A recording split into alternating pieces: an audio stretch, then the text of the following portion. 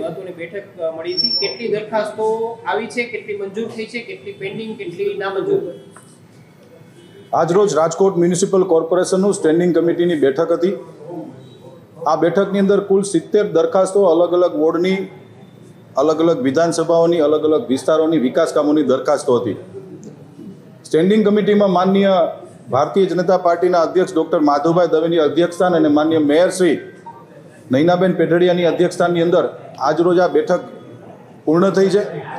કુલ 70 દરખાસ્તમાંથી દરખાસ્ત નંબર 3, 4, 5 અને 7 એમ કુલ 4 દરખાસ્તોને પેન્ડિંગ રાખવામાં આવી છે.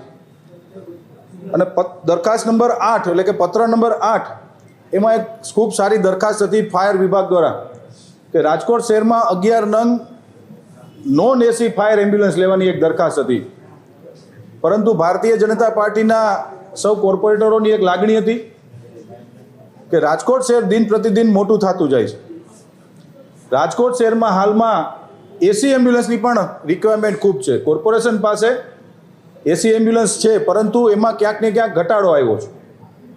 તો એસી એમ્બ્યુલન્સ પણ વધુ કરવામાં આવે, જેથી કરીને રાજકોટના શહેરીજનને, કોઈને બહારગામ પેશન્ટને અમદાવાદ જવું હોય, સુરત જવું હોય, વડોદરા જવું હોય કે મુંબઈ જવું હોય તો એસી એમ્બ્યુલન્સની ખૂબ એને જરૂર પડતી હોય છે. તો આ દરખાસ્તમાં કુલ 11 જે નોન એસી એમ્બ્યુલન્સ લેવાની હતી, એમાંથી કુલ 11માંથી 6 નોન એસી લેવી અને 5 એસી એમ્બ્યુલન્સ લેવાની આજે દરખાસ્તને મંજૂર કરવામાં આવી છે. કારણ કે દિન પ્રતિદિન રાજકોટ, મેં જેમ કીધું એમ, ડે બાય ડે મોટું થતું જાય છે.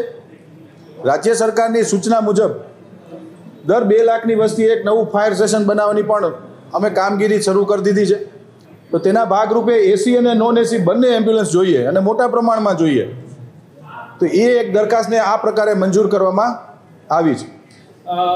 આવાસો જે જર્જરિત થઈ ગયા છે એને લઈને પણ ખર્ચની દરખાસ્ત હતી, મંજૂર થઈ છે કે બાકી સુધારો થયો? રાજકોટ શહેરના 2 વિસ્તારોની અંદર, રેલનગર અને વોર્ડ નંબર 10ની અંદર જે આવાસો પડ્યા હતા, એ આવાસો સમયાંતરે જે ઉદ્દેશને લઈને આવાસો બનાવવામાં આવ્યા હતા એ ઉદ્દેશમાં આવાસો પડ્યા હતા, એટલે એને રિનોવેશન સમય જાય ત્યારે આપણે આપણું પોતાનું ઘર પણ રિનોવેશન કરતા હોઈએ છીએ મિત્રો.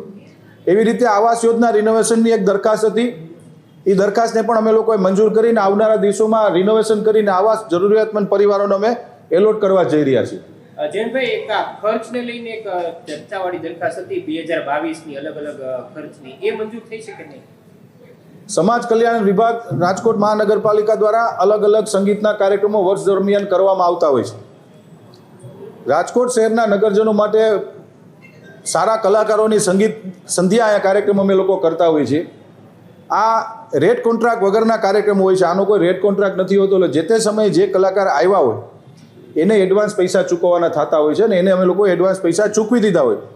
પણ જીપીએમસી એક્ટની પરંપરા અને કાયદા મુજબ એ જે પૈસા ચૂકવા છે એને બહાલી માટે સ્ટેન્ડિંગ કમિટીમાં દરખાસ્તો આવતી હોય છે.